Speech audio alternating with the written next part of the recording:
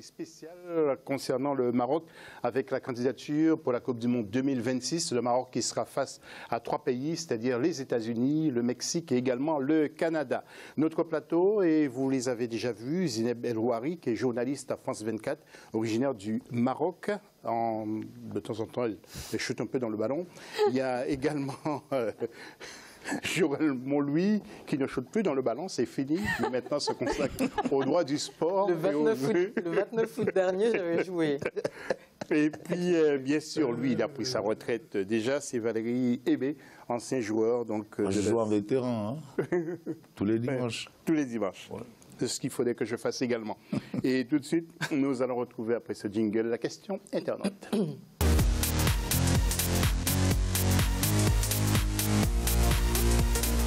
Alors, comment jugez-vous la candidature du Cameroun pour la CAN 2019? Vous continuez à intervenir sur Africa 24 TV, sur Twitter avec le hashtag Africa 24. Tout de suite, le dossier de cette émission après ceci.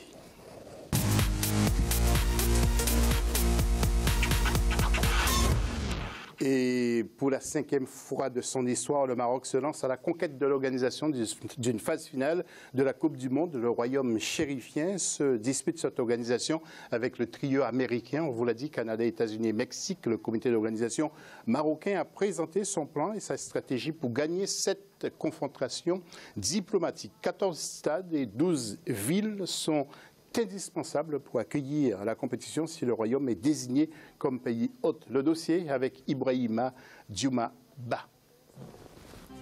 La campagne pour l'organisation de la Coupe du Monde de football 2026 est lancée. Le Maroc a présenté sa candidature comme celle de l'Afrique. La Confédération africaine de football a d'ailleurs pris ce dossier en main en demandant aux différentes fédérations de soutenir la candidature du Maroc face au trio nord-américain Canada, États-Unis, Mexique. Pour sa 5e candidature, quels sont les atouts du Maroc pour organiser une phase finale d'une Coupe du Monde? Le Maroc, lorsque vous allez sur place, vous vous rendez compte que c'est un pays qui a d'énormes potentialités. Bien évidemment, au niveau des infrastructures sportives, il y a déjà assez de stades pour abriter des matchs de Coupe du Monde, mais le pays s'est engagé à construire de nouveaux stades. Il y a une grosse concurrence en face avec les États-Unis, le Mexique et le Canada, mais le Maroc a également ses atouts.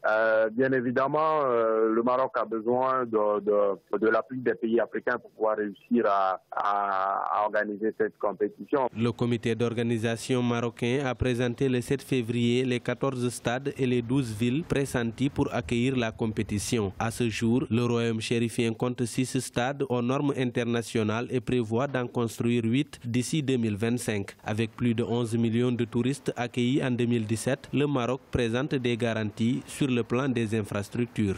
Le Maroc est véritablement au point aujourd'hui, il y aura encore des hôtels à construire. C'est pourquoi je dis qu'aujourd'hui, on ne peut pas dire que le Maroc est prêt, mais dans 8 ans, ils le seront. Et le projet qu'ils sont en train de présenter est un projet qui va se réaliser d'ici 2025 pour être prêt pour abriter cette Coupe du Monde-là. Et par rapport au déplacement des femmes, ce sera plus facile, contrairement à la candidature nord-américaine. Le roi Mohamed VI a porté son choix sur le ministre de l'Industrie, de l'Investissement, du Commerce et de l'Économie numérique, Moulay Hafid El Ami, pour diriger le comité de candidature. À ses côtés, il y a le président de la Fédération royale marocaine de football, Fawzi Lekja, et les ambassadeurs africains comme Samuel Eto'o et Didier Drogba, désignés par le Maroc pour défendre sa candidature. Le pays hôte de la Coupe du Monde 2026 sera désigné le 13 juin en Russie par l'ensemble des fédérations membres de la FIFA.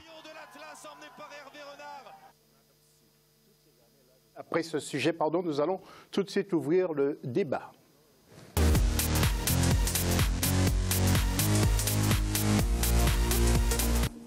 Alors Zineb, je m'adresse à vous. Est-ce que d'abord ce mariage est possible entre les États-Unis, le Mexique et le Canada, alors que Donald Trump voulait ériger comme un mur entre les États-Unis et le Mexique, avec des chiens bien sûr au pied pour attaquer ceux qui essaient de... Je pense que c'est possible parce que là on parle du football et justement quand on parle du football on parle du sport en général, c'est justement fait pour casser les liens, les barrières plutôt, pardon, créer des liens, donc je pense que c'est possible. Après, Vous pensez que c'est possible diplomatiquement que les États-Unis et le Mexique s'entendent juste pour ça? Ça peut être possible. La Corée, on a vu pour les Jeux Olympiques, les deux on a vu Corées, la preuve. Donc je pense que c'est possible. Après, je pense que les États-Unis, ils seront obligés d'assouplir un peu les conditions parce que leur candidature n'a pas été retenue pour l'organisation de l'édition 2022. Et on a vu la réaction américaine après leur échec. On rappelle que l'édition 2021 sera au Qatar. Donc je pense que... Il ne faut pas qu'ils soient égoïstes non plus parce qu'ils ont organisé durant ces derniers temps la Coupe du Monde. Il y a le Mexique aussi qui l'a organisé. Mais ils veulent à tout prix reprendre, organiser cette édition en 2026. On voit des incidents, plutôt des polémiques depuis l'annonce de ce trio. Je parle de ce qui s'est passé au Maroc. Oui. Donc je pense que... On y reviendra parce que je crois que vous avez aussi des infos à nous communiquer. Vous m'avez envoyé quelques éléments que nous allons commenter tout à l'heure. Je relève ce que vous sentez le Maroc, parce qu'on entendait notre confrère qui disait qu'il n'y avait que 6 stades de près, mais on sait que le Maroc est en train de se développer à une vitesse grand V.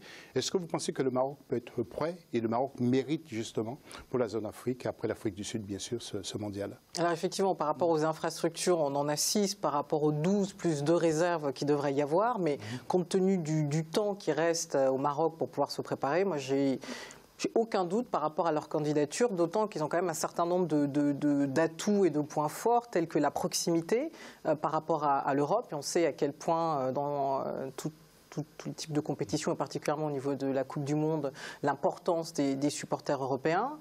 Donc, si on regarde d'un point de vue kilométrique, on est à une vingtaine de kilomètres. Ensuite, la candidature qu'ils ont en face, c'est une candidature où il faut réussir à trouver une harmonisation entre 3 pays, alors que là, on se retrouve face à un seul pays. Donc, les déplacements que les différents supporters auront à faire seront relativement faibles, et surtout ils vont bénéficier du changement de système électoral qui, à mon avis, pourrait grandement favoriser les chances de succès du Maroc. Donc pour toutes ces raisons, je pense qu'effectivement là le Maroc, toutes les étoiles sont alignées, toutes les planètes sont alignées, et je pense que ça va être la bonne. Je pense que ça va être la bonne parce que, comme vous l'avez dit au début, le Maroc en ce moment, tout progresse au Maroc, surtout le football.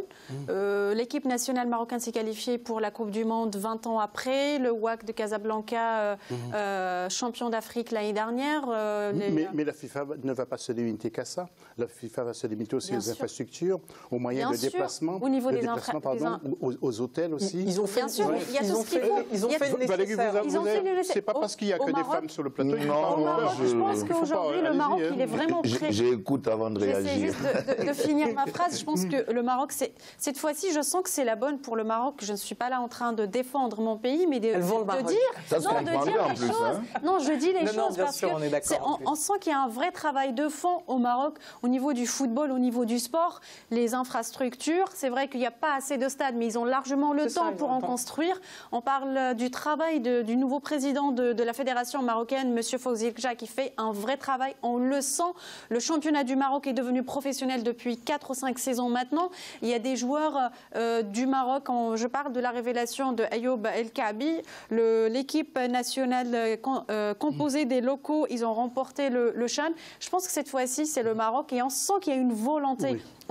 Quand on parle aujourd'hui de cette candidature, on ne parle pas que du Maroc, on parle de toute l'Afrique. On rappelle que le continent africain n'a pas organisé cette compétition, l'a organisée qu'une seule fois depuis 1930, c'était l'Afrique du Sud en 2010. Pendant qu'on vous tient aussi, il y a quelques petits problèmes. J'étais récemment au Maroc, on m'a dit entre l'aéroport et la ville de Casablanca, il y a un embouteillage monstre. Ça c'est vrai, ça c'est vrai. Alors comment résoudre ce problème? Donc, je pense qu'il n'y a pas que le... On rappelle que les gens qui veulent éviter l'aéroport de Casablanca, moi je suis la première, juste à côté il y a l'aéroport de Rabat, qui est vraiment à côté et qui est très très bien. Donc je pense que ce n'est pas un vrai problème. C'est vrai qu'il y a des embouteillages, mais je ne pense pas que c'est une raison pour... Ce sont des critères valables pour... Non, je ne pense pas. Sincèrement, je ne pense pas. Je pense que lorsqu'on voit ou on perçoit l'organisation d'une compétition d'envergure mondiale comme la Coupe du Monde, il faut se tenir à l'essentiel. La FIFA, elle doit d'abord gérer ses intérêts, qui sont économiques et financiers. Donc à partir de ce moment, si on a donné la Coupe du Monde à l'Afrique du Sud, c'est parce que l'Afrique du Sud économiquement, en termes de démographie également, avec une certaine stabilité. Parce que vous avez des partenaires qui vont venir. Et politiquement aussi. Et politiquement, bien sûr. Vous avez des partenaires qui vont venir, dont la proximité dont Joël parlait est importante. La sécurité également. Après, bon, à l'aéroport, embouteillage, on va pouvoir s'organiser, on le sait. Ce ne sont pas des raisons pour choisir. Il y a une compétition, on sait, les délégations, elles sont convoyées, il y a des mesures qui sont prises. Mais le plus important, c'est de permettre à ce que les partenaires qui soutiennent la FIFA puissent arriver et puissent évidemment engranger les intérêts, ou du moins avoir la garantie que leurs intérêts seront réunis. Après, il y a le fait que la triple candidature réunie en une seule, ça me paraît compliqué, parce que bon, la FIFA, qui vient d'avoir un nouveau président, qui, dans toute son histoire, a vu une organisation par deux pays une seule fois, oui. Je ne pense pas que, dans la logique et la cohérence de son fonctionnement, qu'elle se jetterait à donner une organisation à 3 pays. Bon, oui. Après, on va voir. Oui, alors juste une précision pour dire aussi que nous devrions entendre Ayob Yagoubi sur la question, mais nous l'entendrons une prochaine fois. Joël, allez-y. Juste pour compléter ce que disait Zineb sur la volonté du Maroc de présenter un dossier de candidature solide. Donc, ils se sont attachés les services du cabinet anglais Vero Communication qui avait conseillé Paris pour la candidature de Paris 2024. Et donc, ils indiquaient qu'il y avait à peu près donc, une équipe de 70 personnes. C'est le président de la Fédération royale marocaine de football qui l'indiquait lors de la conférence de presse. Donc, il y a 70 personnes qui sont dédiées à cette candidature et à faire en sorte qu'elle puisse gagner. Donc, vraiment, et le même cabinet a donné... Ils y ont mis les moyens. Et apparemment, le même cabinet a donné son avis pour dire que le Maroc était le pays... que le pays favori pour l'organisation de cette... Oui. Après, est-ce que les États-Unis, déçus du fait qu'ils n'ont pas eu la Coupe du Monde, est-ce que ça ne va pas jouer en termes de remords psychologiques à la FIFA pour leur donner? Parce que après, il faut quand même aussi se dire que tout ce qui est arrivé à la FIFA est venu du fait que les États-Unis n'avaient pas eu la Coupe du Monde. Oui. Et justement, à propos de ça, il y a eu une polémique la semaine dernière. Oui, justement. Je voulais vous lancer là-dessus. Gianni Infantino aurait commis une grosse bourde en demandant justement, alors je lis bien mon papier, aux membres de la candidature nord-américaine, c'est-à-dire le Canada, de vendre des produits à l'Afrique du Sud. Les dés peuvent être pipés au cas où Ben, on ne peut pas le dire, sinon... Vous pouvez faire des déclarations alors qu'il... Je vous arrête 2 secondes et vous allez revenir tout à l'heure. Regardez ce qu'il disait lors du congrès de la CAF au Maroc à Casablanca pendant le Chan. Écoutez ce que disait Gianni Infantino. Il mettait en garde des membres de la CAF. Toutes les candidatures. Je vous demande de tout faire pour que la procédure soit la plus saine possible. Il en va de notre crédibilité. Mais à vous la parole. Ben, écoutez, je pense qu'il faut déjà partir du principe qu'on n'est jamais mieux servi que par soi-même. Donc le continent africain, parce qu'il y a un vote pour désigner le pays qui va organiser. Donc je suppose que les Marocains, dans leur marketing, vont d'abord s'appuyer sur le vote. La CAF a déjà, avant la déclaration de Gianni Infantino, le président de la CAF, Ahmed Ahmed, avait déjà dit qu'il soutenait le Maroc. Parce que comme je l'ai dit tout à l'heure, quand on parle du Maroc aujourd'hui, on parle de toute l'Afrique, de tout le continent africain. Donc pour ça, le Maroc, il n'aura pas de problème là-dessus. Moi, je trouve ça normal. Je trouve ça normal. Voilà, mais je ne suis pas d'accord avec ce que Gianni Infantino dit. Il va le dire sur le sol africain. À la limite, c'est une menace. Pour dire... Joël, vous avez droit à la parole. Hein. Qu'est-ce que vous pensez de tout? Laissez terminer. C'est une menace parce que, bon, il faut que, pour que nous soyons crédibles, il faut que le vote ou les trucs se fassent dans les normes. Qu'est-ce que ça veut dire? Je pense au contraire que ce n'est pas du tout une menace, c'est plutôt pour apaiser les débats et s'assurer qu'après, on ne se retrouve pas avec des difficultés de corruption, etc. etc. L'idée, c'est, il l'a indiqué pour chacune des candidatures, c'est qu'il y a une procédure à suivre qui permet justement, dans une certaine mesure, de donner des informations aux uns et aux autres, mais sans en donner plus que cela, et ce qui permet ensuite d'avoir on va dire, un vote qui sera le plus impartial possible. Donc, c'est comme ça que, effectivement, je oui, non, mais l'entends. ça je comprends, mais les pays qui vont voter ou les membres qui vont voter, ils ne seront pas à leur premier vote, ils connaissent la procédure. Si, ce sera leur premier vote, parce qu'avant, c'était le comité exécutif de la FIFA qui votait. Maintenant, c'est l'ensemble des 211 exactement. Avant, on avait fédérations 22, composant la 25, FIFA qui vont c'est ce que je dis, donc ça revient à ce que j'ai dit, c'est-à-dire que pourquoi je peux penser que c'est une menace, parce que Gianni Infantino sait très bien que le continent africain est la confédération qui a le plus de membres. Oui, c'est pour moi, je considère ça effectivement comme une menace, comme une mise en garde. Donc si les 53 pays qui sont membres de la confédération africaine votent le Maroc, ça fait déjà quand même quelque chose. Ce qui n'est pas normal. Mais c'est pas normal. Taisez-vous. J'ai le droit de voter pour qui je veux, et je pense qu'il est juste normal de voter pour un pays africain, parce que ça représente toute l'Afrique. Donc je pense que là-dessus, je ne suis pas d'accord aussi, parce que ce n'est pas normal.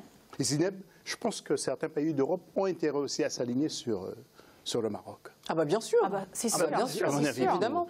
Pour permettre au Maroc, parce que ça fait quand même 5 fois, entre nous, 5 fois. 94, 98, 2006, Pas seulement le 2010. Maroc, pas seulement le Maroc. Quand on regarde l'histoire du football, est-ce que l'Afrique a apporté au football et que le continent n'est organisé qu'une seule fois, je pense qu'il est de bonne loi de donner au Maroc cette opportunité-là. Je le sens. Tout à fait. Le classement du championnat que nous allons commenter avec Zineb. Zineb, regardez ce classement du championnat. Alors, le Raja de Casablanca en tête. Pas de surprise pour le Raja, parce que c'est un grand club. Son histoire parle... Enfin, le Raja de Casablanca, ça a toujours été un grand club au Maroc. Au Maroc, quand on parle du football, on parle du Raja et du WAC, le club les phares aussi. Concurrent. Et Wydad, pourquoi vous l'oubliez? Vous avez quelque chose? Je ne l'oublie pas, mais quand on le voit, il est vraiment en bas du, il est en bas du tableau. Classement. On n'a pas mis toutes les équipes. Et le Maghreb de Tétouan qui est... Vous vous rendez compte? C'est grave pour le... Oui, c'est vrai, c'est vrai. Il y a quand même pas mal de surprises.